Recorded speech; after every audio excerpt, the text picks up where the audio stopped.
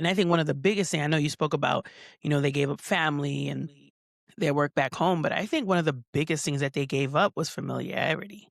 Like, you literally left everything Yep. uprooted your entire life to come to a completely different country. You don't speak the language. Mhm. You don't even know, like, you know little to none about the culture.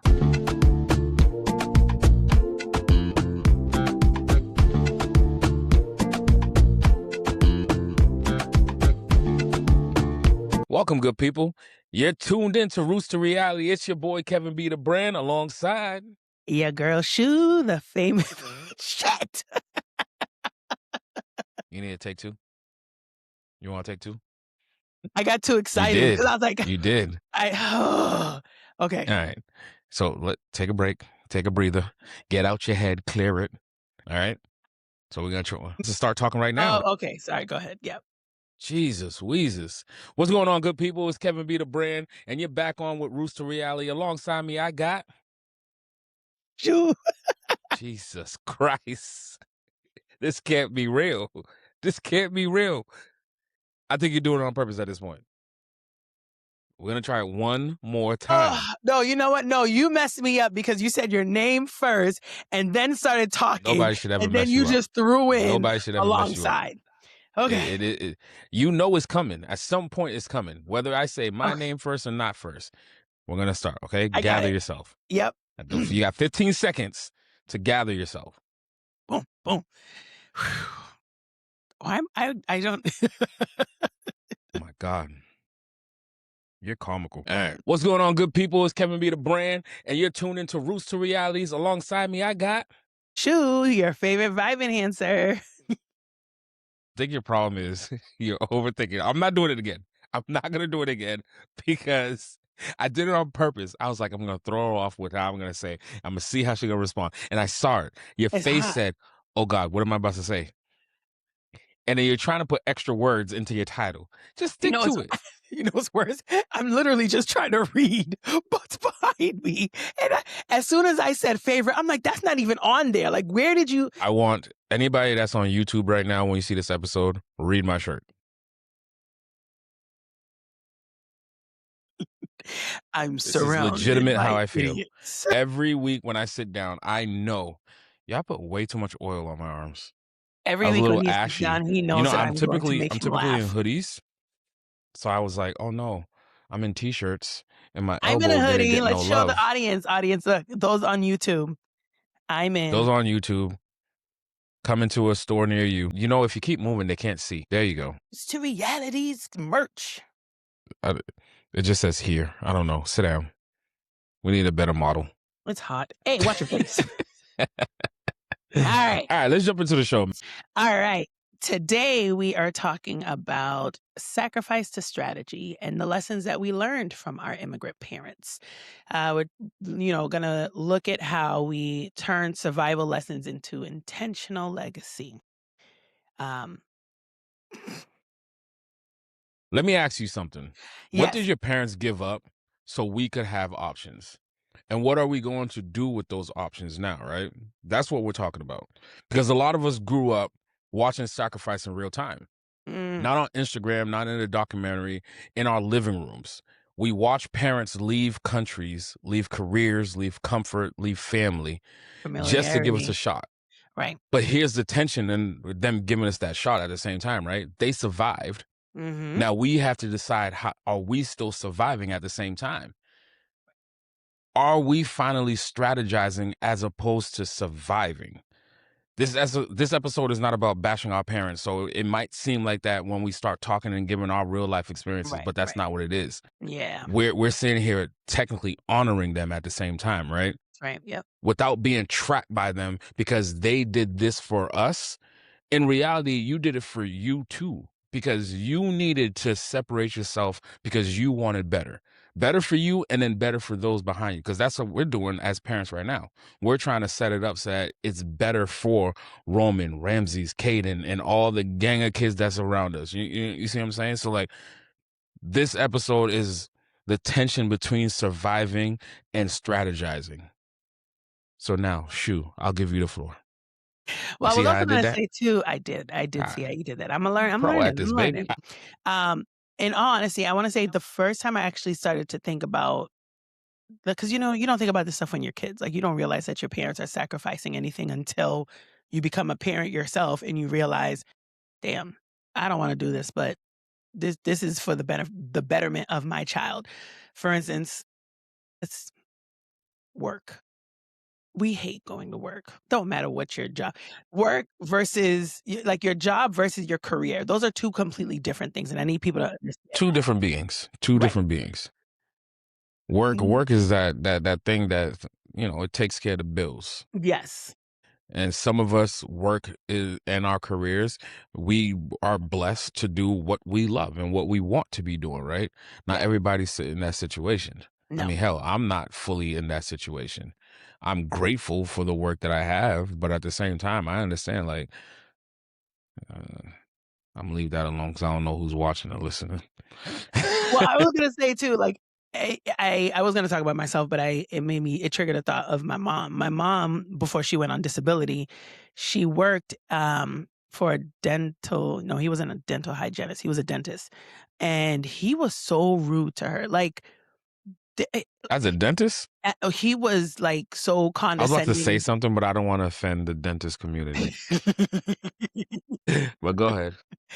The way he would speak to her was so disrespectful, and now becoming a mom, I low key kinda understand why she tolerated it because in her mind, she was like, "I need a job, and I need to be able to provide for my family, so, yeah, Imma let him talk his shit, but I gotta keep going, so Imma let it roll off my back."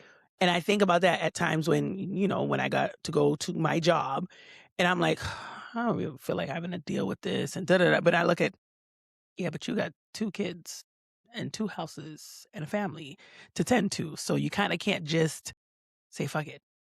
And Yeah. so, those are the moments where I sit back and go, "Damn, our parents really, like, gave up a lot." And I think one of the biggest thing I know you spoke about, they gave up family and their work back home, but I think one of the biggest things that they gave up was familiarity. Like, you literally left everything uprooted your entire life to come to a completely different country. You don't speak the language.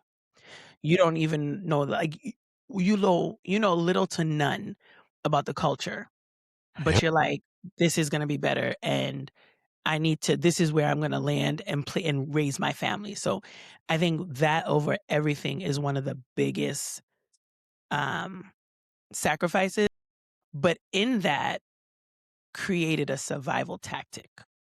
And I think this is why we're gonna talk more about, like, survival versus strategy. So Imma hand you back the floor, and I wanna hear your thoughts about, your first introduction of realizing the level of sacrifice that your mom had to do. Because you said she worked, Already like, 3 kind of jobs, right? 2, 3 at a time. You know how they do. They got the full time, they got the part time that they're doing during the week, and on the weekend is the third one. Yeah. Yeah. How I don't even. It's crazy because I say how I don't understand, but yeah, I sit here. I got the nine to You got, like, five, I 50, got the real 11. estate, I got the trucking, I got the media stuff. I do the hosting, speaking, but I think I own my time though. I think that's the Yeah. difference. Yeah. Outside of the 9 to 5, I own how I move everything else, Yeah. right? Yeah. Um, when did I first realize the sacrifice? I realized the sacrifice early on, but when it really hit home because of what we're talking about, and it just kind of triggered something for me, and not negatively, it just triggered a thought. It was like, imagine uprooting everything that you know to go somewhere else, unknown, don't speak the language and all that stuff. I kind of correlated with when I went into the military. I thought of Because that. I uprooted everything. Yep. I got up, my comfort zone, ripped, gone. Go over here. This is now your new life. You're gonna go live here, and it's not like you're in the inner city somewhere. I'm deep south, Yeah. Tennessee. The cultures are different. The Yep. lingos are different, and I'm not even talking about a language barrier. It's just culturally, things were just different, right? So I sit and I think, and I'm like, damn.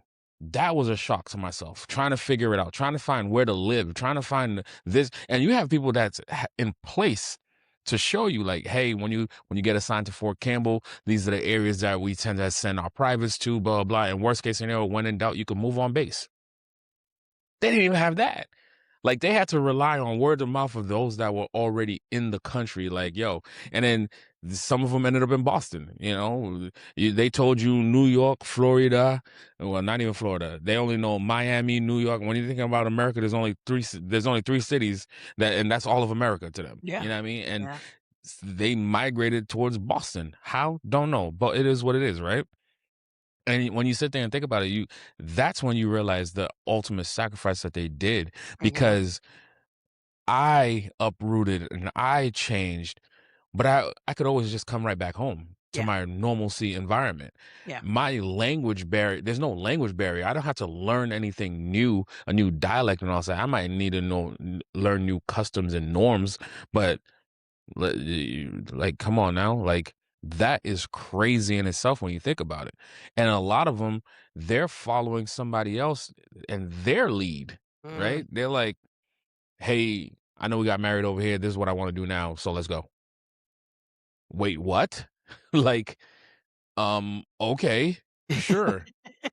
And I think that's when, like, for us, when we sit back and we thinking about it, it's like, when we talk about the immigrant sacrifice, it's typically in general terms, but we don't always slow down and personalize it.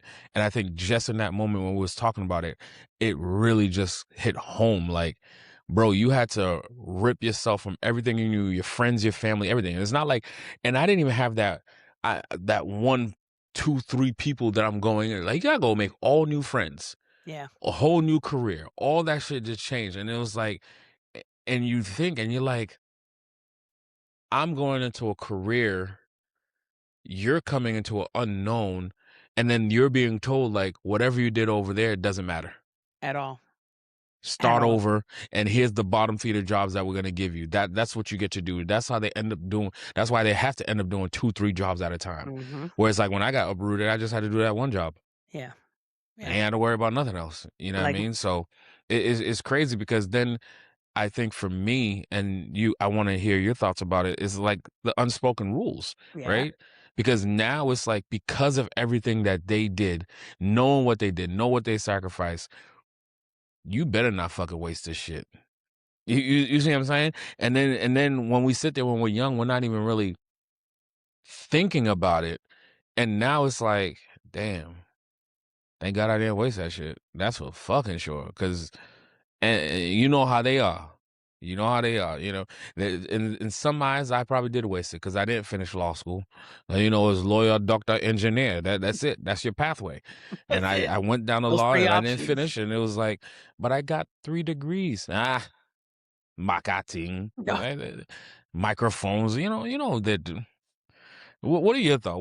What is some unspoken rules that you feel, because of their sacrifice, that you're dealing with? Well, I want to touch on that, but things that I did see Mm, too, and I still see it hmm. now. I always reference my aunt. I've said from the beginning, my lovely That old. lady's gonna be famous by the time we get to Listen, episode 20, she's gonna be famous. I'm not gonna lie, They're low gonna key, be looking for her autograph, not ours. low key, she kind of already is in the Haitian community. Like, like so, I brought her. You saw what she looked like when I took it to the award show with me. She had a whole new wig and everything, and people knew who she was. But um, her story, she's the eldest of 11, and she actually came down here Damn. for yes. She came down here I had to hit first. you with the Kevin Hart, because that crazy. Yo, the oldest of 11. 11, and there's only one besides her that's still alive. So only 2 are still alive. You're the oldest. My mother was the youngest, and she passed, which is why it hit her so hard when my mother passed, because like, that was her daughter. She came here, I think she said in the 60s, early to mid 60s, she came here Oh, it's a by great time herself. to come to America. Wait, Martin The Luther King fuck? was still alive, right? I know, please, I'm gonna edit that part out, but Martin Luther King was still alive in the 60s. When did he die? Just go, girl. Just go. Just go. 'Cause I remember she was saying that she saw the Million Man March? What's the Yep. march? Million Yes, Man March. Keep going, Million Man girl. March. You're She you're, remember you're digging watching that yourself on a hole TV. right now. Like, go. Um, but she was the first one to come over here by herself.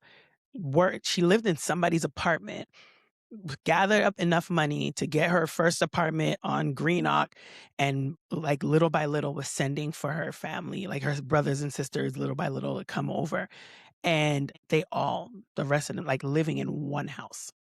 So, at the, Young Achievers Award, the Haitian award, Haitian American Young Professionals Award, I shouted her out, and I said, "Because of her sacrifice, like, that's the reason why I'm standing here today." Like, I think something that you have to sit back and look before you can actually realize it.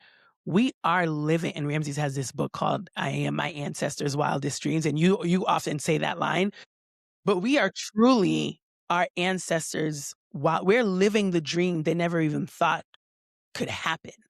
Like, Yeah. how let's keep it a buck. Our parents didn't come here to the US thinking that they're gonna own a house, especially speaking about the circumstances you just spoke about. They came here with people making them feel like they were less than bottom. You know, you were given the jobs that nobody wanted to do. You barely had an education. Like, I remember helping my dad study for his GED. I remember helping my mom and dad, study for their citizenship, which, sidebar really quickly, those fucking questions, as an American, and I was learning history at the time, I was I fucking don't I don't even struggling with know. them shits. Like, I seen some things. I was like, man, thank God they ain't got nothing to take away from me because I right, don't know the like, answer to this I shit.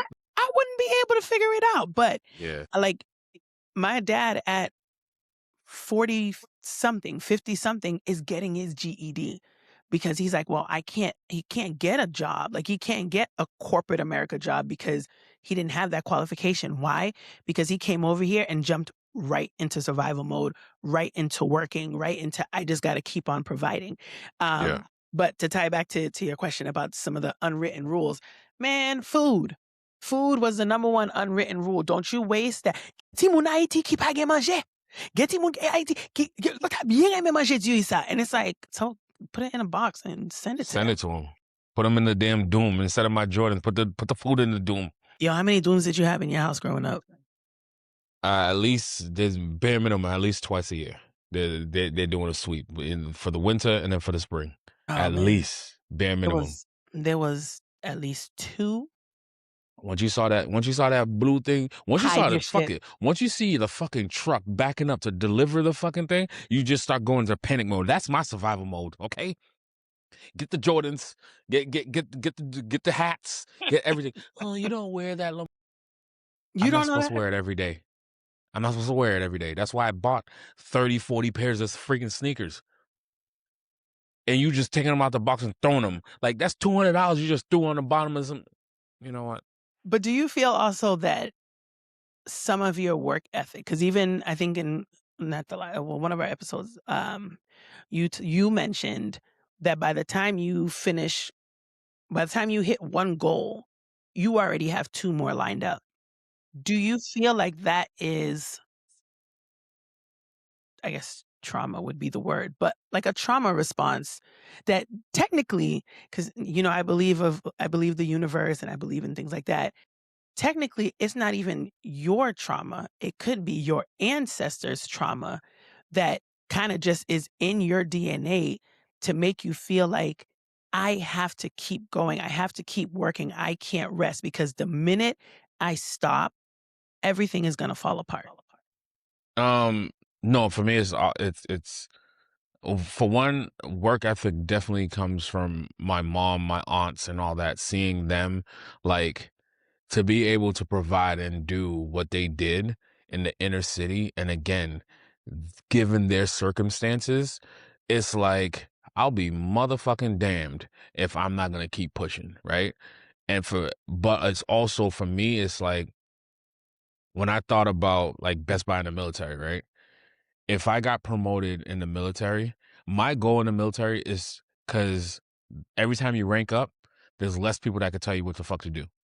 So every time I rank up, I'm like, yo, I'm trying to get to this because I 'Cause want you to don't be in want once nobody telling you once what to do. once I get to motherfucking staff sergeant, there's all of 3 motherfuckers that can tell me what to do.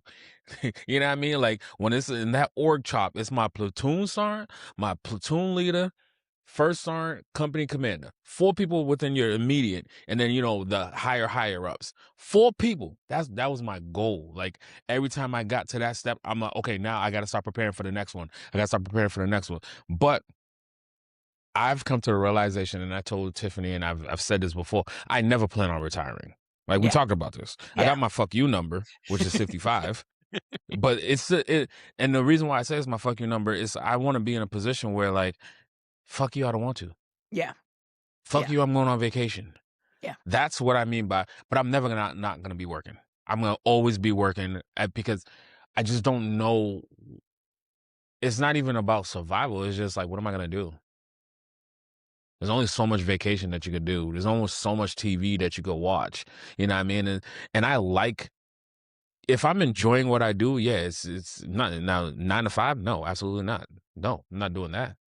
So you're gonna There's be like definitely my aunt. retirement from that. Like, huh? You're gonna be like my aunt, 87 years old, still going to work. 'Cause But you her gotta think about fear. what is work. If I'm sitting doing this, is that really work? That's not what she doing, she a nurse. She Yeah, but but I will say you her just heard me say the 9 to 5. No, no, I I'm will not say do though, that. her and the reason why I said it is because the line you just said is something that she says often. "What am I gonna do at home? What Yeah, what yeah, yeah. why not go to work? What Yeah. what am I doing here?" I mean, It's that's why they got greeters at Walmart and all that. You go into retirement, you think like it's time to hang out, chill, and all that stuff, but you realize that you done work so much, and it's like that's all you all you know.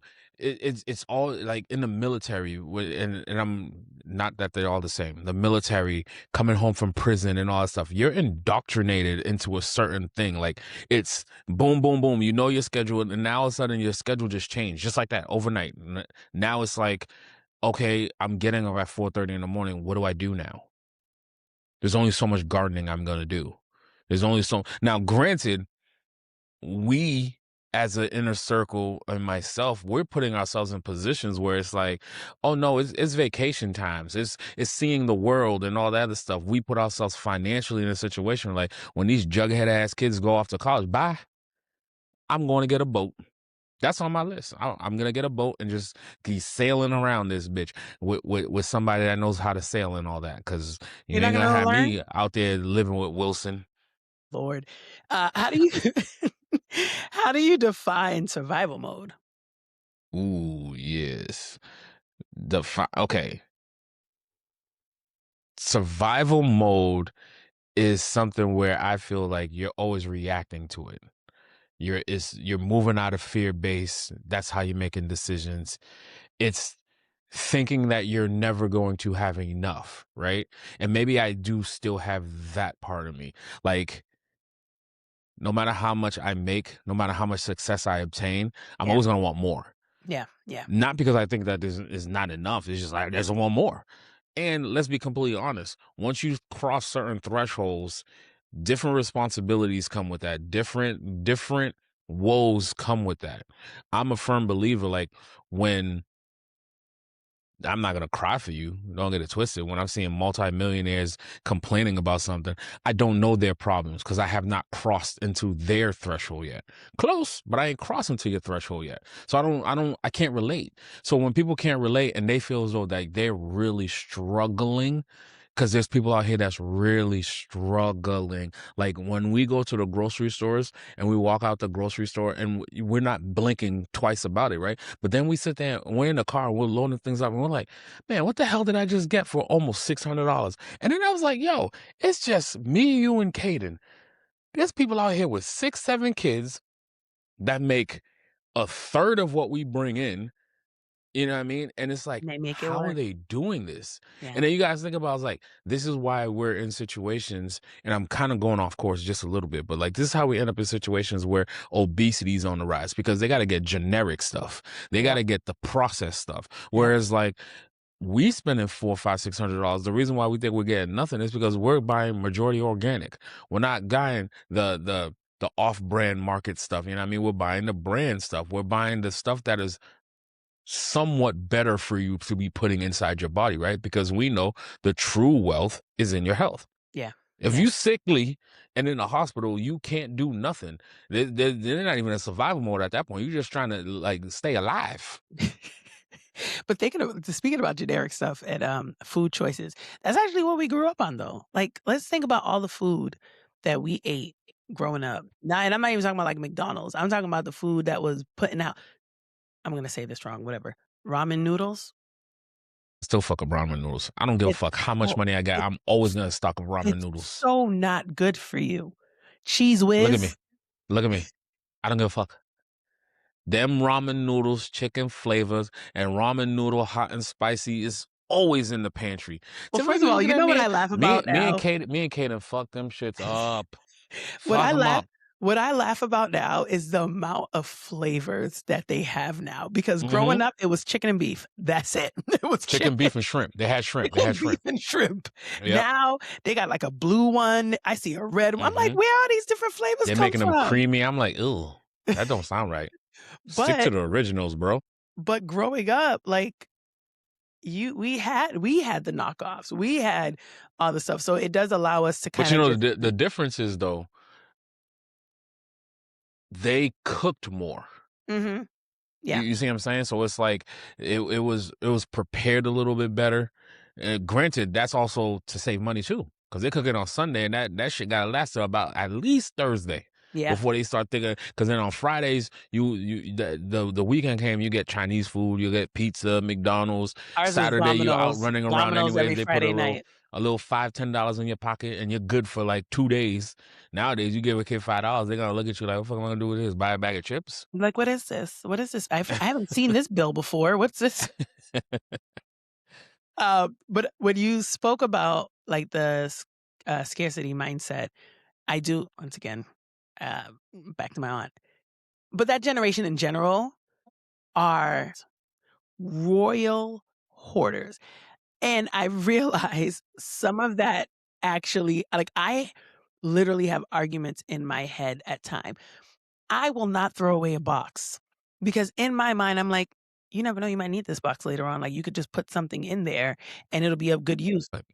Just an empty box. Like, if an Amazon package comes and I take the thing out of the Amazon box, I'm like, "Nunca se había WhatsApp one day." And it wasn't until So you just saving boxes randomly? yes. Yes, if you are ever moving and you need a box, holla at me. I got boxes. No, I But just let go to freaking Home Depot and then I buy the damn boxes that I well, why need. would you buy it if you already have it? Don't come for me. I'm just telling you my mindset. But Imma tell you where it came from. The other day yeah, because I bought a new recycle bin, and so it was a big box, like, probably, like, 4 feet high, sitting in there because the boys started playing with it. The boys just it became their little fort. My aunt comes out her room and goes, "Oh, got on belle boîte." "No, bitch, you can't have that. No, no." She was like, "Shushu, ça pas le faire avec." I said, "I have plans for it. What does I have" she need to for one, you don't have plans for it, and two, what does she need with it? Y'all just Exactly. arguing over a damn empty ass box. Exactly, but that's where I get it from. Like, I grew up shoe boxes. Why am I holding on like, we just grew up not throwing things away. I would have, like, clothes with holes in it. Not ain't enough. There ain't that many holes in it. Like, I don't have to get rid of it just yet. But it's that fear of, "I gotta use this till it's so unusable, and then that's when I'll get another one," because there are people in Haiti who would die to have this. There are people in Haiti who wish that they could have these rusty sneakers or these jeans with, the thigh meat done rubbed so much that it's over here Not grazing. the thigh meat. The You thigh know what's meat's crazy? juicy. The crazy part about that you say that, the other day I was in the closet and I was looking, I was like, yo, I Pause. don't even fucking wear some of this shit in. Why is it still in here? And Mhm. every time I say that to myself, I was like, you know what? Spring cleaning. You know what? Wintertime. And I never do it. I think my psyche plays a thing with me because it's like I know once I get rid of it, it's gonna You're gonna look like want I it. don't have. And Yeah. I'm like, but I know I got it. Yeah. I see all this right here that I keep wearing over and over. And then there's like this little section over here. And I'm like, and first of all, I done lost all this goddamn weight. Yo, hold on, real quick. Sis Shirley sent me a picture not too long ago. I'm gonna send it to you, right? It looks like it's at Ramsey's party a few years ago. Um, hold.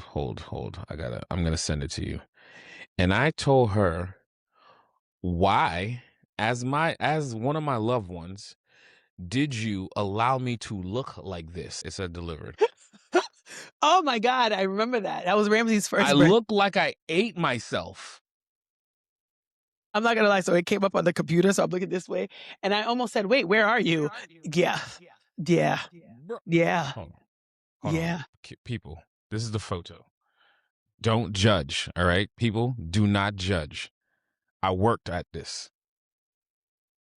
That was me. And guys, I just want you to know, for those of you who are listening, I'll put it in our social media. This is ridiculous, bro. First of all, So that was I 3 know years ago. this ratty ass t-shirt. Now that we're talking about not getting rid of shit, this ratty ass t-shirt is still, I work out in it because it's baggy, it's loose, and I just throw it on. And it's like, there's a lot of things that I have right now, and I'm like, why am I still holding on to this? One, two, boy, you're wearing medium. That t-shirt is I never got to 2XL, but I think it was an XL. I think it might have been, no, it's an XL. It's an XL. Don't disrespect yourself, dude. But yo, I ate myself. Shout out to Rick at 6 Fit. Shout out to Renard for all the work that he put in over these past few years to working with me. Cause look, she sent me this shit. I went to the gym. I went to the gym. In my mind, I still look like that. But anyways, where was that? I know we was talking about survival mode, Yes. but define what it means strategy for you. I think for me now, in my big old age of 39, strategy to me is more intentional. You know, I'm making intentional choices. Instead of just jumping to the next option, I sit back and I'm like, how is this going to look in 2 years? How is this going to affect everybody else around me? As opposed to being able to just move for just me, I now am accepting the fact that my decisions affect more than just me. I have a whole family that I am taking care of. You know, I got to think long term, like, no, let me sit. That's why I'm telling y'all, that's why I'm over here giving ribs. Anytime I see my child is interested in something, I like throw that entire thing to him because something got to stick. Okay. Because mommy most likely will not be able to afford college by the time he goes to college because that shit's already 6 figures now. So I can imagine how much college is going to be by the time this. Well, I could tell you at Suffolk University, we're charging room and board. You're looking at almost 40 a semester. And Tuition, room and board. when I went without room and board, I think it was 25. When I was there and they would send me the bills, I think it was like just under 22 for tuition. And Guys. I'm like, I don't know why you're sending me this bill. This don't belong to me. You better send that to the government. That's their bill, not mine. I don't want to see it. But and I mean, and we kind of talked about this a little bit. What survival habits do you think are still sticking to you? Or do you see in yourself as a parent? Oh, good question. What is sticking with me? Survival mode. I think this time around, because I've put myself in a position where we're, these kids ain't being raised how we were raised. And I think I move more within strategy, but Um, some of it is rooted out of survival. I know for a fact it is, right? Because it's like I talk about in other shows and past shows that we recorded together. It's like we're doing things because of what happened then. But at the same time, I don't think it's survival mode. I think we're trying to reconfigure stuff at the same in this moment in time because we've obtained success. We've established this. We're our ancestors' wildest dreams. right, right. Wildest dreams. Like what? You're maneuvering how? You're Mm, purchasing what? hmm You're doing what what they would never even let us blink or look at. Yeah, so it's like I don't look at it more so as survival mode. I think innately, without even thinking about it, we do, even though we think we're moving with strategy, but that strategy comes from making sure we don't end up at survival mode. I Right. think that's where we're most at. I think the fears that I hold on to is, for one, for damn sure, I ain't never going back. Mm, mm-mm. Yeah. No says I. Yep. The one thing I don't play with my mortgage. I don't play with my car notes. I don't play with some of these bills. I be looking at you like you might have to wait a little bit, sir. I don't know what to tell you, but there's certain things that you just don't play around with, right? Yeah. Yeah.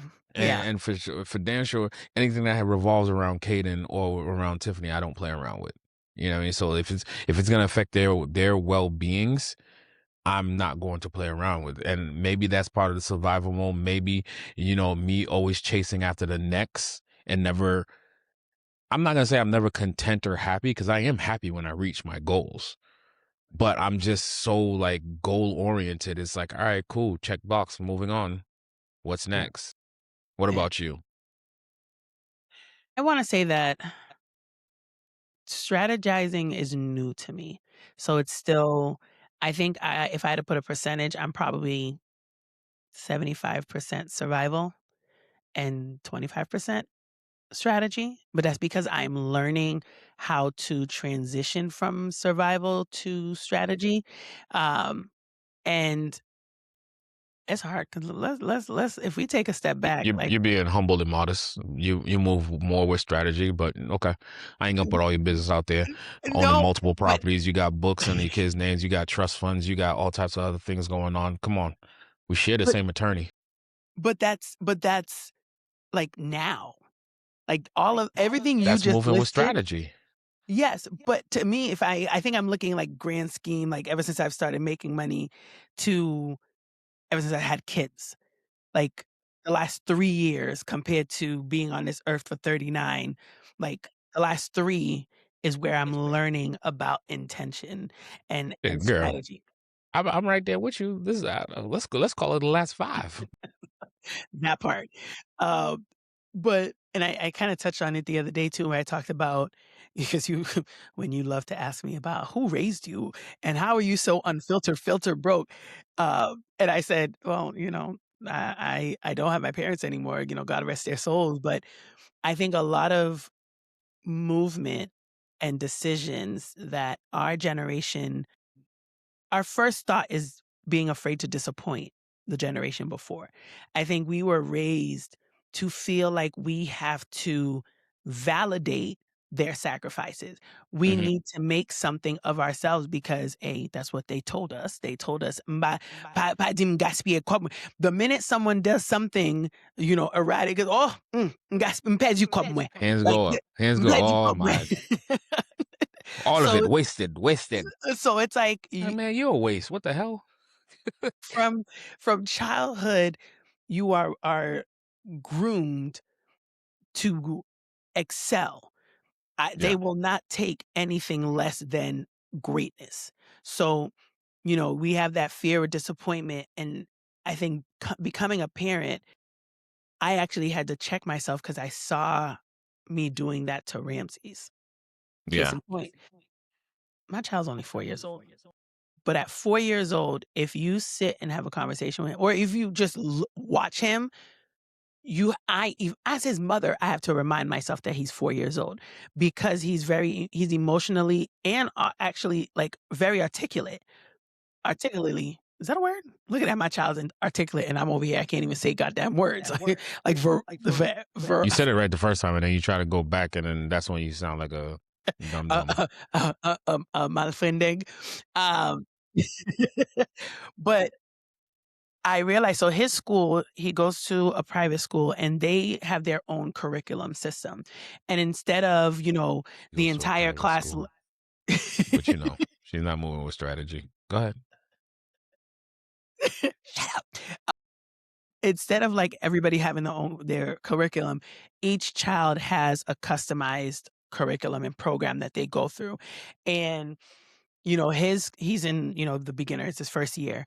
And I remember the teacher called us and was like, can you come in for a meeting immediately? The Haitian in me. What did he do?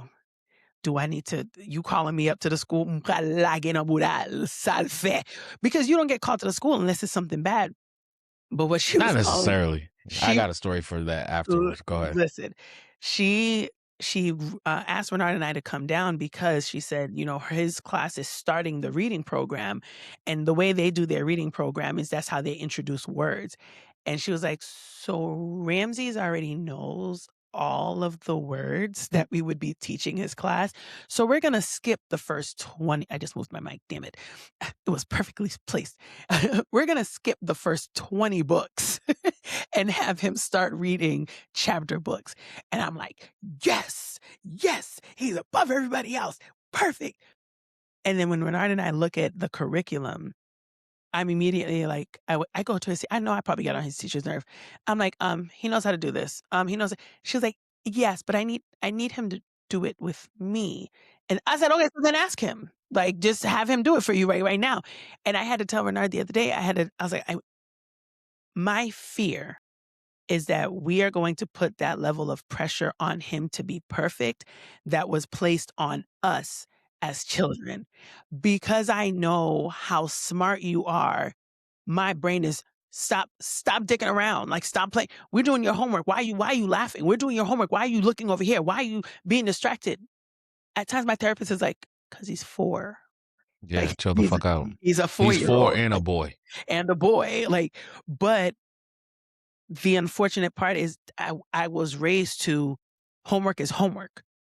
Homework, you don't play with homework, you don't play with school, you get that shit done. Even with prayer, we pray every night. So Go ahead, go ahead. so my question to you is, knowing that's how you was raised, knowing what it did to you, Mhm. why pass it down?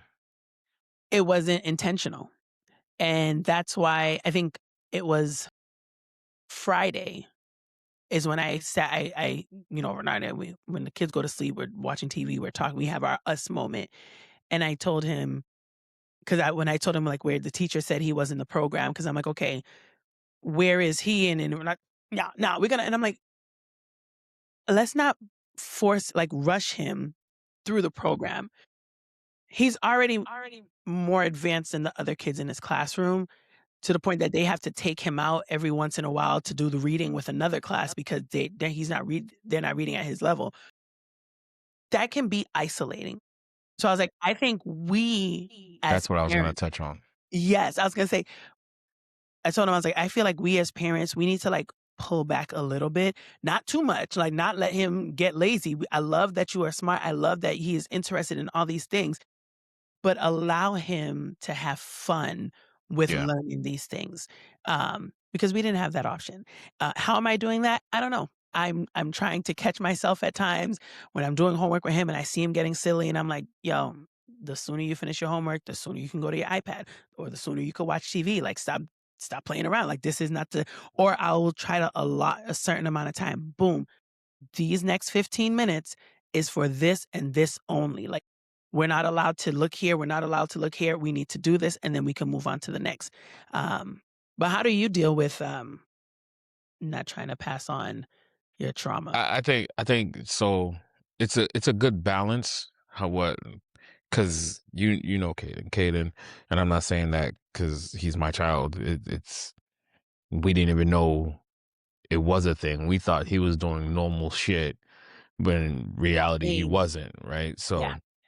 So since Caden was about 2, they've been trying to get us to test him to level up, and it came to a point where like we had to change him out of schools because technically he's not even potty trained, but yet he needs to be in these elevated classrooms, but they can't go into that classroom. So it's like it was hard. It still is, right? Because you're getting called to the schools like you because we got to figure out how we're gonna balance this thing. But I think me and his mom and Tiffany, we've come to the conclusion where it's like we want him to be a kid. Yeah.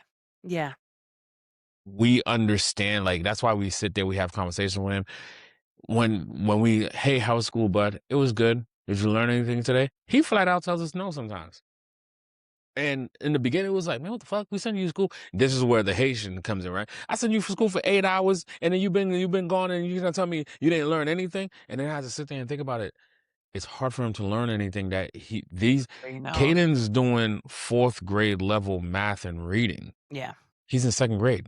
Yeah. To the point where the last parent teacher conference that we had to sit down with the principal and all this other stuff to figure out like how can we manage this as best we can where we could pull him out of this class and send him to the fourth grade to do math and all that stuff. Because what we needed to realize is yes, prime example, Caden could read at a fourth grade level, but we needed to fine tune to where he's not just reading the words, he's understanding when you couple all these words together.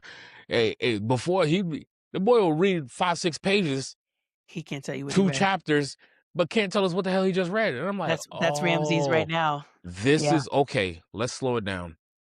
You're ahead, but now he understands. So what we had to do, we had to bring it back down. It was like you could be proud, yes, this, that, or third, and we're freaking out like, oh, you had school for 8 hours, you're not learning anything, and we're going up to the schools like, how are we gonna do this? How we?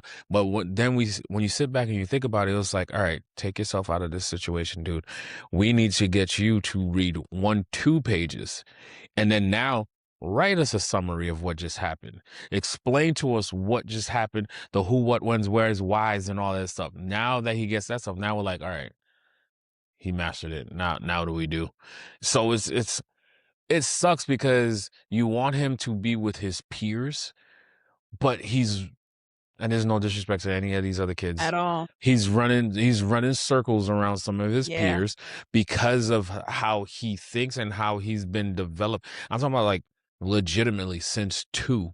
We've had teachers talking to us, oh, Caden's on the Ivy League track. Caden is this. Caden Mhm. needs to be doing blah, blah, blah, blah, blah. And I'm like, oh, you should send him out to testing and he should be about 2 grade levels up. I'm like, yeah, he's 8. He's emotionally still just 8 years old. You want me to go throw him into a classroom that have 10, 11-year-olds?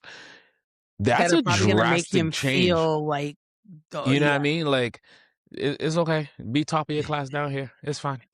We'll work with you over here. Like, I need you to, and then it goes back to, I don't want to put those pressures on you. Yeah. Like, shoot, you brought home a B minus. That's too close to a C. You're a dummy. Like like what is going on? You're dumb. Everything else has A's. Yeah. 1 B minus. You're Yeah. dumb. You're Yeah. dumb. The Like you, the what are we paying for school for? What do we do? And those pressures? It's like, bro, if a B minus is failure, boy, let me tell you, when I went through my struggles and I started bringing home some C's, I was like, oh shit, they're gonna kick me out the house. the I'm gonna be homeless. listen, I'm not gonna have no clothes. They ain't gonna feed me. I'm gonna be living in the streets. What am I gonna? And then I don't want Kaden living like that. no, no. It's funny Yeah, you I say don't that, want to. No, I my don't want no C's and shit. Like we ain't getting into Harvard because if you ask your nephew, his goal is to get to Harvard.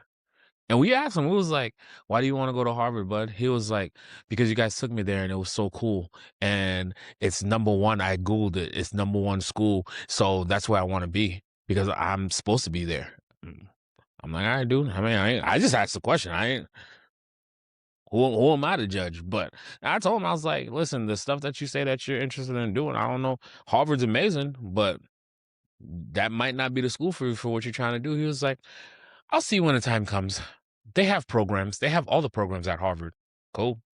I'm not yeah. gonna argue. If that's your goal, that's your goal. You know where your nephew's trying to go? What's that? NASA. Well, I might have to sell one of my houses. listen. How about we just start with engineering school? Okay. Let's start right there, and then Yo, we'll get to NASA. somebody, and I'm the parent, and this is, I understand that this is a trauma response because we grew up without our parents being supportive of our dreams, right? If it didn't fit the, doctor, I failed. attorney, I failed. You didn't finish law school? 3 degrees on my goddamn wall. You failure. failed Dumb. in life. And I think Failed. Dumb. Finish. because our parents did not support us and our dreams as children, I am overly supportive of Ramses. I showed you the mural that is on his wall. My baby loves space, he loves planets. What did I do? I went and got a wallpaper mural. His entire wall is of space. This he walked Tell into his tell the people what happened when you was putting that mural up. you are Don't just gloss over it you now. you We talking you to the folks sir, now. Come on now. you sir. So listen, okay, right? So his wall, the paint was chipping very badly, and at first I let it go for a couple of months, and I was just like, "This shit is ugly." So, I actually, technically, if you think about it, this is your fault, okay? Lies. Imma tell you why it ties back to you. The reason why I got the idea to get wallpaper and put You it need in to his hold room. yourself accountable. This is why you're blocked. This is why people do not want to deal with your foolery. Hold yourself accountable. Take responsibility for what you did wrong. Do not try to flip it back on me. I don't know what I did, but right now I'm getting You defensive as told fuck. me to change my wall, and I changed my wall by getting wallpaper, and then by getting this wallpaper, I said, "Ooh, I could put wallpaper in Ramsey's room, and that's how I can fix That this shit ain't big my old fault, splotch." boy. Girl, Anyway, stop. You a listen, so liar. I ordered That's this that's on you. wallpaper, and it Your came in overachieving 6. ass. There ain't nobody told you to go do all that extra shit. It looks dope, though. You saw it, it looks dope. It looks It dope, does. But you and was just a big old dum dum along the it way. it came in 6 panels, and they numbered the panels for you, but my brain, for some strange reason Don't work. I put I started to put the panel on from right to left instead of left to right. It's funny, I was telling my friend She this, thought and she was reading the Quran. she was like, "Oh, so you're Hebrew. That's okay. You speak Hebrew. You read from right to left." And I was like, but what I was gonna say was, because Ramses is so in love with space, I literally will pour everything into like anything space-wise, I bring it towards him. He knows all the planets. He is 4 years old. Ramses can list all the planets too, and then tell you that there's only 8, and that's a fight that we have because I tell him there's 9, and he's like, "There's Oh, not there's 9." not. Caden taught me that one, and I had to Google it. There's only 8 planets. I understand Stop that. messing with I that kid. understand that, but why do they We was ruin we our was taught wrong. childhood? Anywho, somebody told me about Modern space science and camp. technology. I don't know what to tell you. There's only 8 planets. Ramses Pluto goes, is a planet. he says, Pluto is a "It's a moon. dwarf planet." He goes, "Mommy, Pluto's a Yeah, dwarf dwarf planet. I hate dwarf planets." I said, "They hate you too. Pluto didn't do shit to you." out here singing the song to us. It's around 2-3 years It's old, a and he was song? telling us about the eight planets and the dwarf planets and all that stuff. Like we watched the whole video. That's how I learned. Who is it? Whatever. It's kids KTV or whatever. But there's a space camp. I already looked it up. There's a space camp in Huntsville, Alabama. Cool. Somebody told that's the same thing Bernard said. Somebody done told me about it. I already went and I researched to see how much it is and all first of all, Bernard's like, "So you gonna send them to Alabama? Like, you just" and I No, was like, we going to Alabama. "That's what I said." Sounds I like a looked it family up. trip to me. Do you wanna take a guess how long space camp is? Well, first of all, no, wait, before you do that, how much do you think space camp is? Shit.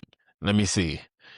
All the camps that we've looked up for Caden, whether it be engineering, art, or sports, roughly you're looking at 500 to 1,000 per week. So depending on how long the camps are, you could be spending about $4,000 or $5,000. Space camp is $18.99 for 5 days. Yep, that's about right. I said at first when I saw 18 I said, "Okay, well, you know what? This sounds about right because 'cause I'm thinking it's the whole summer." When I saw that it was 5 days, oh, not even a full 5 days? hmm 5 MIT days. has this engineering program, robotics or something like that. We was looking at last summer for Caden, but we missed the cutoff. And we'll look at it for this one. It was around the same thing. It was like 5 days, 16.99 or something like that. And I was like, huh. I told But I the told crazy thing is, we look at it, but we're gonna pay it. Yeah.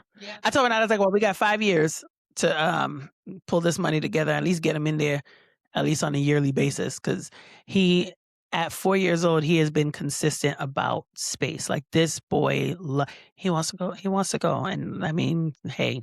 listen, whatever. Anyway, um, this is why, but this is the trauma. This is the survival. We gotta make we had to make something of ourselves, and our kids better make something of ourselves. Um, let's talk about, and we touched a little bit about it. What strategy looks like to us, and then I said, "Oh, I'm just now 25% intentional," and you called me out on it. But how do we how do we change our mindset from Why it choosing look like you're grabbing boobs? Put your hands down. You're like twisting it too. It's like, how do we? What the hell is happening right now? you are the only one that would Nah, I'm think pretty that. sure somebody watching Every YouTube man right now is like, you every know man what? watching this, He right. He right. Like she out here just grabbing titties. "Damn it, Kevin!" Go ahead. Why do you think I always keep a pen in my hand? Because I talk with my hands also, and I don't want to do shapes and weird things. So I'm like, keep a pen in my hand. "Oh, you keep a fan in your hand so you don't grab boobs?" How do we learn and become okay with choosing alignment over approval? Oh, And learning to build systems instead of hustling, and and all of that, having the ability to create options for our next generation and generation after that. Because let's not forget, we had a conversation, I think, a couple of episodes ago, where we spoke about this man who said, unfortunately for us minorities, we are only planning for Saturday. for Saturday, yeah. Whereas you have our white counterparts who they're planning 3, 4 generations down the line, and they can do that. So how do we shift from planning just for Saturday to planning for generations? We kind of like said it earlier. I'm new to this. It's about 5 years where you really change your mindset. Like you're talking about, I'm so fairly new to this. I've been out of the military now for it's 2026. So that's 11 years. I've been out for 11 years. After doing 10 years, right? So 21 years ago, I'm 41 right now. Halfway through my life, that's when I realized the power of credit, Mm, right? The power, of investing. Fuck a savings account that's giving you 0.001 every year. someone And you just could taught me bear, that. and you could only leave $200-300 in there at a time, anyways. Whereas I Yeah, could take that same $200-300 and put it in a high yielding savings account or investment thing that has compounding interest. And that $200-300 in 7 months just flipped into like $800 overnight because my money's making me money. But you're talking about like, we're still trying to figure this out. And I said, when I came home and I left the military, I had a nest egg. You know what I mean? And it was like, okay, this is the plan. I don't want to work while I'm in school. I want to focus on school, bang that stuff out, and then start my careers or whatever pathway I want to do. And I was doing that, right? But then it goes back to what we just talked about. A lot of the times now I'm back in my environment. I'm back in my element. I'm the dude. I got bread now. I could do whatever I want. And I call it, I was out here doing ninja stuff, heading to the clubs and that same bottle of Henny that I could buy at $30 around in the liquor store is 300x yo, inside the clubs. You know what I mean? And I was doing stuff like that. And I was literally wasting money for the yeah, approval of other people when yeah. in reality, why? You know what I mean? And now I think I could honestly say Caden's 8. So that's really, I want to say, when the real shift came. Like you started figuring out a few things, but that shift really came there. And then really about 5 years ago, when it's like real, like now you're doing everything with intention. It's investments, it's trust, it's this, it's ownership, it's IPs. These are the things that's making you move. Because one thing I realized is Warren Buffett's, the Kevin Hart's, the Steve Harvey's, the Jay-Z's of the world, and even the major Fortune 500 CEOs in our backyard and the millionaires that's within our circle, right? They don't care about approval. Nope. They're Nope. not doing nothing for nobody's approval. The moment you start to talk shit about them, they're giggling. because they know their bank account is getting bigger and bigger and bigger. And once you put that into your mindset, it's like, fuck those people's approval. They don't really matter. I'm more with alignment than anything else, right? I'm trying to align myself with these people over here that don't care about what people think about them, feel about them. Not saying that they don't give a, saying don't care sounds harsh because we're human. We care what people think about us, but they're on a trajectory of alignment where they know that they're working for generations, not for Saturday. Yes. So that's where for me, I'm like, all right, I gotta be more locked up with these people over here because they've already obtained what I'm trying to obtain, and they're still getting more.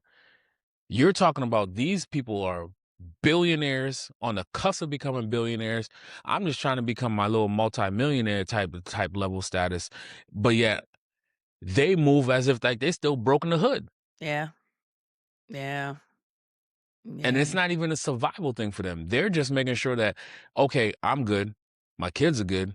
Let me make sure my grandkids good. And now some of them are working on their great grandkids. You see what I'm saying? Like that's how they're moving. Yeah. So for me, it's not about approval. It's about alignment. The only approval I need is called Tiffany Bartholomew. I'm not even gonna put Kate in this situation because someday he's gonna go stand on his own, and he's straight. He's straight. We share the same attorney. You know he's straight. Shout out to Liam. I gotta hit him up actually. All right. Yeah, the And the horns same be thing, like loud. no, but because I know I always tend to ask you the questions. I don't answer it. No, same thing. We definitely got to work on creating the options for the next generation, and we're learning as we go. Um, and at the end of the day, like it's not going to be perfect. I think one of the biggest fears I have is losing everything that I built, well, that I worked to create, but and not even. And this goes back to just how we were raised in our generation. No, not our generation, but whatever our triggers, our traumas.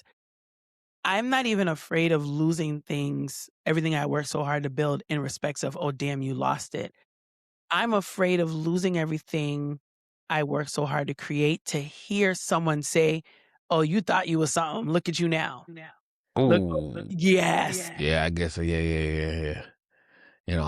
We Yeah. talked about that. Like, That felt I that you leave, I felt leave, that. I leave the house. I gotta look a certain way because in back of my mind, I feel as though the moment I walk out this house looking some type of crazy because I'm just running to the store, that's when everybody gonna bump into me. I'm like, Somebody's yo, waiting.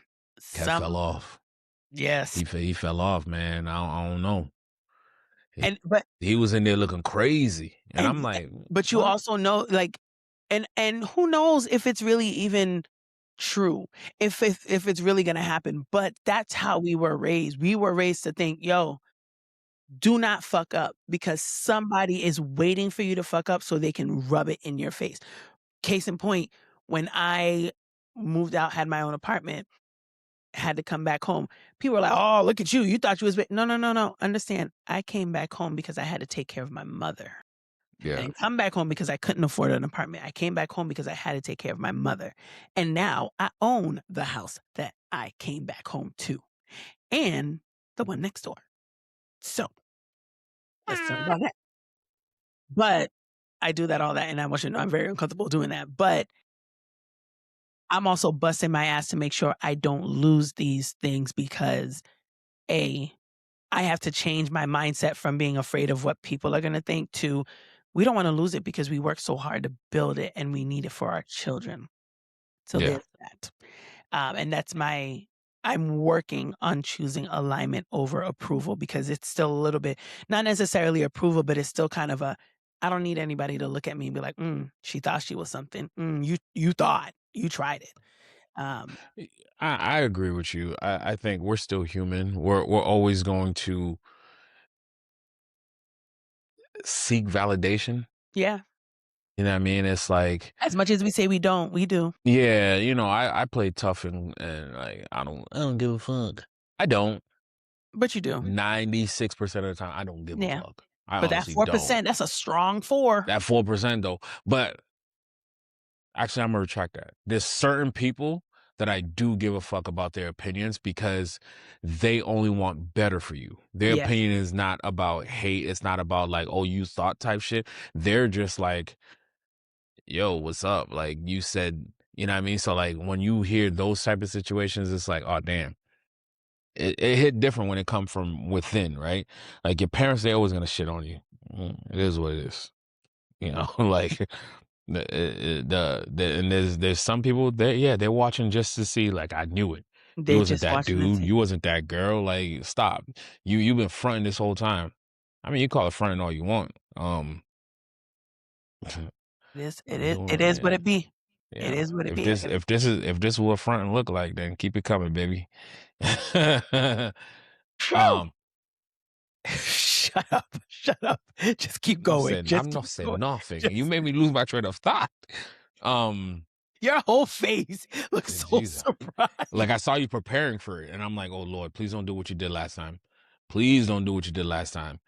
Um, yeah, I lost my train of thought, girl. I It's was alright, scared. but I was scared listen, for everybody that was listening and watching. I was scared for you while you was doing the edits because it was gonna be like a big gap just disappeared. Um, uh, let's go through these rapid fire questions. and Um, I got na some too. This time I'm doing rapid fire to you too. Yeah, Ooh! Okay, you go that's first, happening. 'cause All I right. always go. So this is rapid fire survivalist strategy, right? Quick with it. Yeah, I'm gonna ask, you gonna answer. Okay, Taking the first stable job available, even if it drains you. survival. Working two jobs just in case when you're financially okay. That's survival. You don't Choosing agree? peace. We'll come back around. Okay, Choosing peace over providing for yourself. that's strategy. I'm sorry. Choosing peace over proving yourself. That's see, I don't think it's either, but I'm gonna go with strategy because it's not survival. Come on, we don't need long answers. Just pick an answer. Never asking for help. Oh, never asking for help because we figure it out ourselves. Survival. And probably want Saving aggressively because you're afraid of losing everything. Building multiple income streams intentionally. strategy. Staying Ah, out it's the middle, but go ahead. Sorry. staying out of loyalty even when it costs your growth. Survival. Setting boundaries even if it disappoints people. See, that's survival to me. But go ahead. Betting on your dream after building a financial runway. That's strategy because you already have the financial. Grinding nonstop because rest feels unsafe. That's survival. That's Yeah. survival. All right, your turn, and then we'll go over them. We'll fight. Taking the first stable. So wait, I was reading to say what's you. Taking the first stable job available, even if it drains you. Survival. All right. Working two jobs just in case when you are financially okay. Strategy. Why do you see that as strategy? Girl, we'll come back to it. You gonna remember to come back because I won't. All right. Okay. All right. So we could stop right there. We can stop right there. Yes. I think it's strategy because the key part of this statement is you're financially okay. So then why do you need to work two jobs? Because some people like myself, I just like my money, man. Like it's a prime example. I love to gamble. You catch me on call all day, every day. That's why they give me my free rooms every month. I'm in there. I do my staycations. Shout out to Encore. I appreciate it, right? Let's get a free room, Encore. Go ahead. I Oh, get my you two already got a nights. I free get room. my 2 nights a month, so I'm Gucci. But it ain't free technically. The amount of money I drop inside Encore now. So this ain't a plug for Encore right now. Let's get back on top. Yes. The I prime example. I still do Uber from time to time. But I do Uber because the simple fact is I love to gamble and I love to play golf. I'm not using my So money. your I'm Uber not is using your my business okay. funds. I'm not using real estate deals. I'm not using trucking company. I'm not using my check. That does not belong to me. That pays my bills. So Mhm. any leisure shit that I want to be doing outside of the media stuff and all that stuff, it got to have some type of source of income for where it's coming from. So I'll go get another little bullshit part-time job that I don't give a fuck about. Like, say something funny. Say something funny to me. See if I don't just walk out right here, right now. You think I give a shit about this? And that's why I say it's strategy because I am set up financially where I'm good. All my bills are paid. I'm putting money aside for investments. I'm putting money aside for cadence investments. Trust funds are being replenished. And life insurance policies are good. You know what I mean? So going to get this bullshit job, somebody gonna be like, man, he down and out, not realizing like I just like to spend $2,000 at Encore and not think nothing about it. You know what I mean? Like, oh my God, you lost $3,000 in one sitting. Yeah, sure. What did it affect? Is my Nothing. mortgage still not paid? Is Ooh, my car notes not paid? Is ooh. cadence schools and investments not being done? Like, what are we talking about? It's All right. strategy. Okay, fine. I mean, I still think it's survival, but I see your point. I see You're you. financially okay. That's no longer survival because you could walk away from those two jobs. Survival would have been like working two jobs just in case. If it stops right there, it was like, just in case of what? Yeah. So you're in survival mode. Choosing peace over proving yourself. Strategy. Never asking for help because we'll figure it out ourselves. Fool's goal.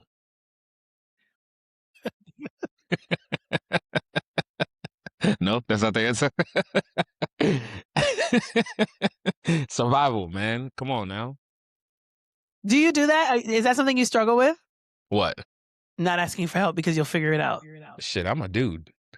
I So literally that just talked so about this on so Dear that's a Legacy. yes. Like, So that's a yes. yes, yes. We try to think that we're gonna figure something out and not realizing, like I said in Dear Legacy, fellas, we're too stupid.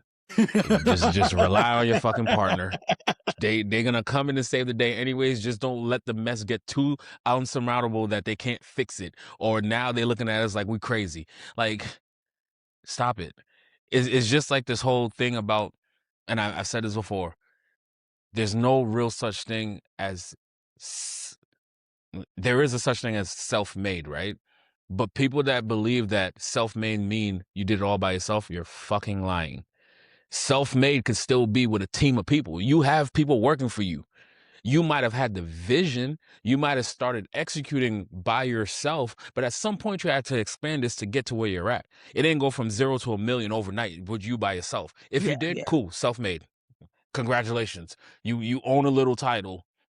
Does that stroke your ego? Do you feel better about yourself? Like, if I have a team of people, I get to relax and go to sleep and they're still working. You still doing the same exact thing by yourself. Who's really winning? We both self-made. We both got to the end goal. You gotta play smart. You gotta work smart, not work hard. Um, Saving aggressively because you're afraid of losing everything. Saving aggressively, Because you're afraid of losing everything. that's survival. I don't believe in saving aggressively. I believe in savings accounts and emergency funds, but you're never really gonna make it to the status that you're trying to make it to if you don't have an investment portfolio. Point Mm. blank. Period. Building multiple income streams intentionally. Strategy. Can it be both? Oh, it's one or the other. It's strategy. It leans more on strategy.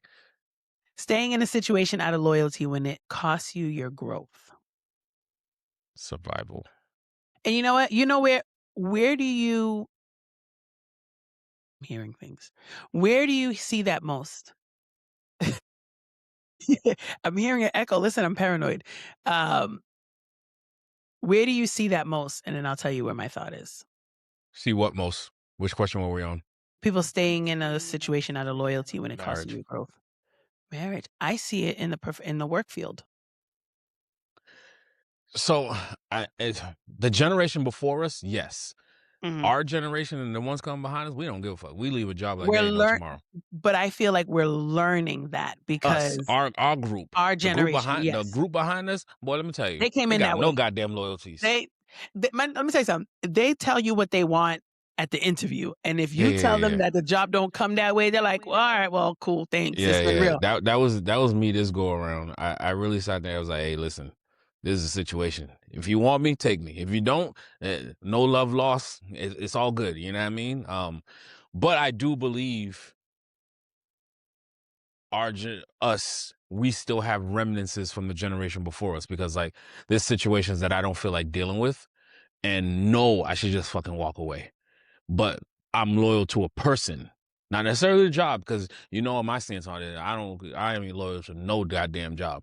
Because the moment I leave or you fire me or I quit, guess what? Somebody's gonna be sitting right at this goddamn desk doing the same damn job. For The way less. wheels keep moving. Like Yep. you being loyal to some type of company thinking that they're gonna take care of you. Stop it. You're a number. You're a number in the cog. They're gonna treat you right while they're there with you or whatever, because they need you to keep working. Come They on may now. treat you right. They It may didn't treat it? you right. Or they'll make you You're a feel line item. You're a line item. That's all it is. that Don't part. get it confused. Sorry. I'll never Sorry. forget. I don't remember which job this was. It's not my current one, but there was some place Yeah, where it I is. was. Wait, was it this one? I don't know. I'd have been there for a while.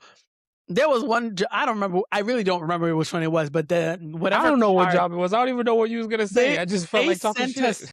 They sent us some elaborate like letter in the mail about the new life insurance policy or whatever thing they. When I tell you this, it was like a card that had a video that played. And the first thing that came to my mind when I opened that thing was there are about 5,000 employees. So that means you made 5,000 of these, ship them out across the world because we're all over the world. That shit could have been an extra $1,000 in a paycheck. Like when jobs do shit like that, that is the first thing that come to my mind. And I'm just like, I didn't care about this. You didn't have to. We're having a holiday. I don't want a holiday party. Put that money in my paycheck because that's what means the world to me. So that's why I think of like loyal people are loyal to their jobs. And it costs your growth because a lot of times what I learned, someone said to me, well, Nova Bernard sent it to me. You should never show that you can do everything at work You because gotta play dumb dumb sometimes. they gonna keep you in that box. If they know you are the person to go to get this shit done, they gonna keep going to, "Oh, man, I know you're so great at this. Oh, I know you could do it. Oh, if there's anybody that can get it done, it's you." And they not gonna pay you for it.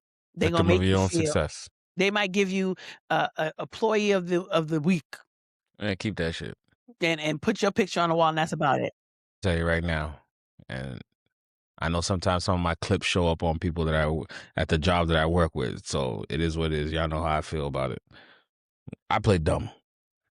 I play dumb as fuck. I don't know technology. Oh my God, this thing done crash. What am I supposed to do? Help me. Like, "Oh, I don't I know, play IT." damsel in distress like they ain't no tomorrow, boy. Cause I don't IT. want y'all to know. Them degrees are fake. I don't know nothing. Alright. Setting a boundary even though it disappoints people. That is strategy. That is all gold. That is what you need to do in life. Boundaries creates Yes, it does. Yeah, and I'm learning that, guys. I'm learning that. Betting on your dream after building a financial runway uh this is strategy. and grinding nonstop because it feels unsafe. That's survival. See, my thing is, what's the difference between that? I knew you gonna open this door. All right. Grinding be the statement. Let me show you my attorney ass because words matter, right? Grinding nonstop because rest feels unsafe. Unsafe. Keyword right there. That's the difference that makes it in survival mode. Now, if it said grinding nonstop you because you want to rest at the end, that's strategy. Because for me, I love to go, go, go, go, go. Because when I vacation, Yeah, baby, trying to be like you when I turn grow off up. all notifications. I don't exist to y'all. Listen, you just told me to put my phone on Do Not Disturb, and I told you my anxiety is flying through the You roof know, right my favorite thing to do is out of offices. I love it. I love out of offices. And then it's not just out of office. It's I'm going to make sure there's notifications not coming on. This where is it? It's somewhere around here. My work laptop I brought it home with me. It's a paperweight. It's literally a paperweight. I just gotta make sure it stays charged because I'm not opening that shit. now. One thing about me, and we've talked about this before, Yes. at 4:30, my day's over. Any email that comes in, any questions that you have, That's a that's a tomorrow tomorrow problem. problem. And if it's Friday, that sounds like Monday. Check, circle back with me on Monday because again, it goes back to setting boundaries and realistic expectations. When I'm responding to you at 6 p.m., that means you have access to me going forward. And then you're going to test those boundaries. Well, he answered at 6. What's the difference at 7:30? What's the difference on this? I could email you on a Saturday. No, the fuck you can't. No, no, no. That's a Monday 10 a.m. problem. You know what? It's funny. My cousin, who's 56, and so she's in the middle of our generation and the generation before. She actually holds strong on that. Like I think her boss texted her at like 7, and she didn't respond. And when the next day, he was like, I read. She goes, my hours are 9 to 5. Yo, I tell people also, right? They put a cap on your value. Mm-hmm. They said you're Did say worth that. X per hour. Yeah. And when your salary, you break it down, they're doing that. That cap is for 40-hour work week. So when you telling me, hey, do you mind coming to this event? I do Is it mind. mandatory or it's an option? Because if it's an option, no. But if it's mandatory, just know I'm gonna get them 2 hours back because you pay me for 40 hours. You want me to come in on a Sunday? Monday, I'm not gonna be here. You see, I'm my not giving you. survival.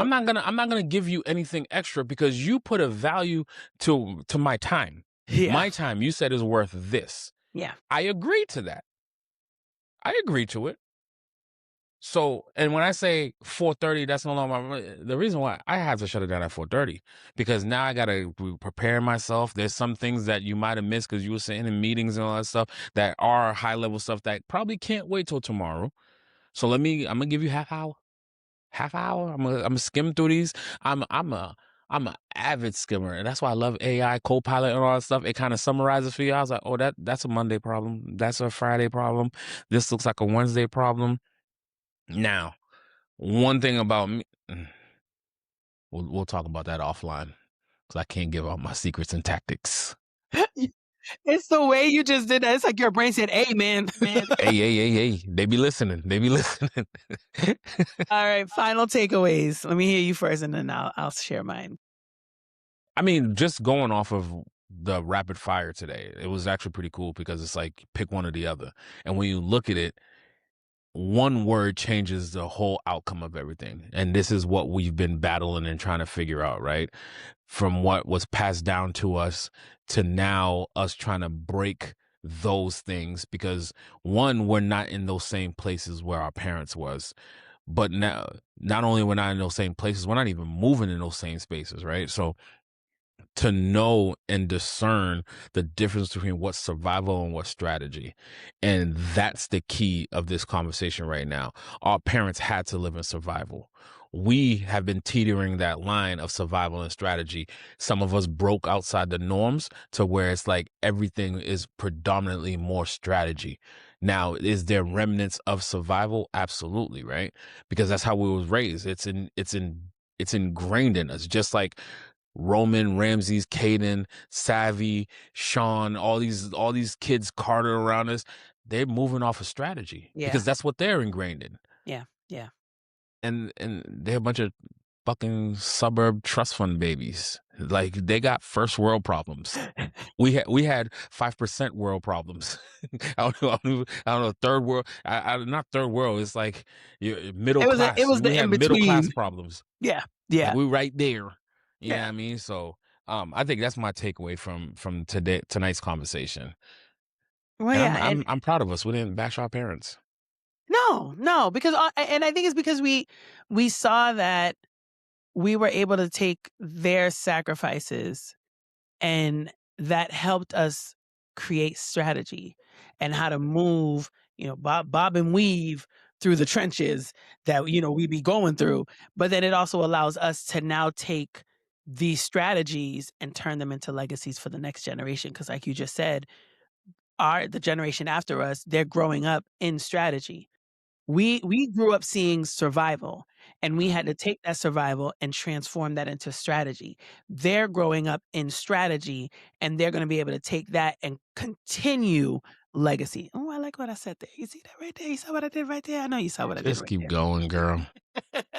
But we invite you guys to I don't know, but it scared me for a second there. I was like, who's taking you? You know, I'm in this doggone office by myself. It's dark outside.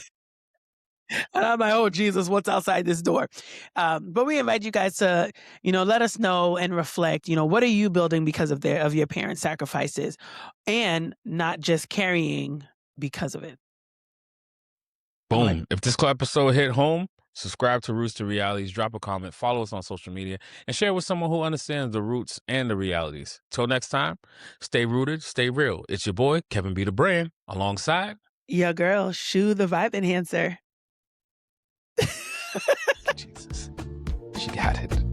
She got it, y'all.